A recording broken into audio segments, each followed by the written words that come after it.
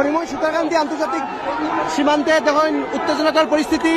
আন্দোলনকারী বাংলাদেশ চলো অভিযানে বাংলাদেশে যে হিন্দুদের উপরে নির্যাতন হোক, সংখ্যালঘুদের উপরে এটার আন্দোলনের প্রতিবাদ মিছিলে অংশগ্রহণ করছিল, যেটার নাম হচ্ছে বাংলাদেশ চলো।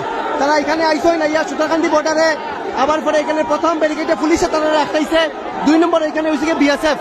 ওকে, বহুত প্রতিবাদকারী বিএসএফেরও এটা ক্রস করে যাওয়ার চেষ্টা করছে, কিন্তু পারছে না। এখানে দেখতে পাচ্ছা বর্ডার সিকিউরিটি ফোর্সের যারা আছেন তারা এখানে তীব্রভাবে এখানে দাঁড়ানি একটা খাদ্যদলের টেম্পোরারি বেড়া এখানে তৈরি করা হয়েছে।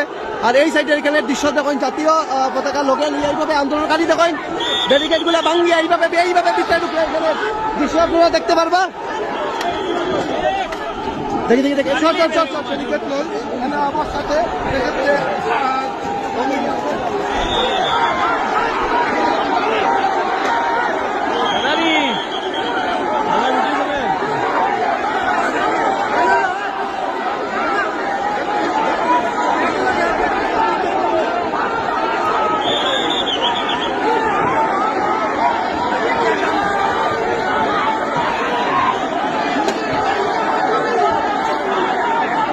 দেখতে পারবা হাজার হাজার সনাতনী দূর দূর পর্যন্ত যতক্ষণ দেখবা সনাতনী যারা আসলে এই সাইডটাও দেখতে পারবা। চিন্ময় প্রভুরে যাতে মুক্তি দেওয়া হয় এটাও একটা মুখ্য দাবি। তার সঙ্গে বাংলাদেশে যে সংখ্যালঘুর উপরে নির্যাতন এটাও যাতে তড়িঘড়ি বন্ধ হয় এটা দাবি খরিয়া বাংলাদেশ সর অভিযান হিন্দু ঐক্য মঞ্চ।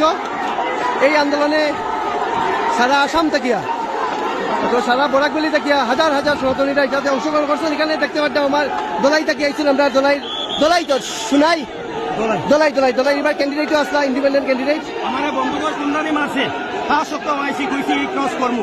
এখন আমরা ওইদিকে যাইমু, হয়তো মৃত্যুবরণ করবো, কিন্তু ওইদিকে যাইমু, মৃত্যুবরণ করবো, ওইদিকে যাইমু।